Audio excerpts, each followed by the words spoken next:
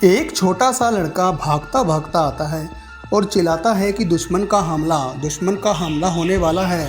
एक फौजी उससे पूछता है कि बच्चे क्या हुआ, तुम ऐसे भाग क्यों रहे हो। वो बोलता है कि मेरी माँ ने कहा बस्ती में जाकर आर्मी को बताओ कि इस बस्ती पर दुश्मन का हमला होने वाला है। फौजी पूछता है कि कहाँ है तुम्हारी माँ। बच्चा कहता है कि मेरी माँ, मैं और एक औरत, हम तीनों खाना खाने के बाद वापस आ रहे थे। तभी उसे औरत ने मेरी माँ को बोला कि उसने कोई ज़रूरी बात करनी है पर वो इस बच्चे के सामने नहीं कर सकती, इसलिए मेरी माँ मुझे नीचे लेकर गई और बोली यहीं रुको जब तक मैं वापस नहीं आती। माँ के ऊपर आती ही दूसरी औरत उसके पेट में चाकू घोंप देती है और वहाँ से भाग जाती है। माँ को विश्वास नहीं होता पर वो औरत गद्दार निकलती है।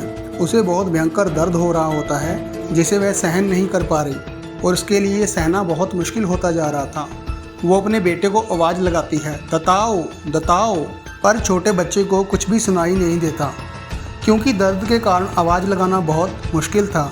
इसलिए वो एक पत्थर नीचे फेंकती है ताकि उसके बेटे का ध्यान आकर्षित हो, पर कुछ नहीं होता। फिर वो दूसरा पत्थर फेंकती है पर यह भी बेकार जाता है।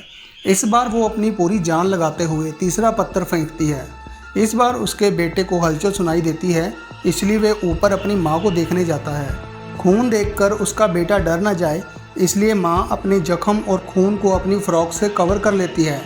वो अपने बेटे को कहती है कि बेटा मुझे नींद आ रही है इसलिए मैं तुम्हारे साथ नहीं जा सकती, तुम्हें खुद बस्ती में जाना पड़ेगा और उन्हें बताना होगा कि दुश्मन हम पर हमला करने वाला है। उसका बेटा कहता है कि माँ आप भी मेरे साथ चलो, पर उसकी माँ रोते हुए उसे गले लगाती है और बोलती है कि बस्ती में जाओ और ज़ोर ज़ोर से बोलते हुए जाओ कि दुश्मन आ रहे हैं, दुश्मन आ रहे हैं। उसकी माँ वहीं पर फिर लेट जाती है। दुश्मन दूसरी ओर से उस औरत के इशारे का इंतज़ार कर रहे होते हैं, पर इससे पहले कि दुश्मन हमला करे वो बच्चा तेज़ी से भागता हुआ बस्ती में जाता है और चिल्लाता जाता है कि दुश्मन का हमला होने वाला है। एक फ़ौजी उसकी ये बात सुन लेता है और उससे पूछता है कि बच्चे क्या हुआ। वो बोलता है कि मेरी माँ ने बोला है कि दुश्मन का हमला होने वाला है। फौजी उससे पूछता है कि तुम्हारी माँ कहाँ है। वो बोलता है कि वो सो रही है। फौजी अपने अफसर को ये सब बताता है, इसलिए वो तेज़ी से अपनी कमान संभालते हैं और दुश्मन को बस्ती में घुसने से पहले ही ख़त्म कर देते हैं। लड़के की माँ इसके बाद अपने आखिरी सांस लेती है। अगर आपको भी अपने देश पर गर्व है तो कमेंट में लिखें जय हिंद।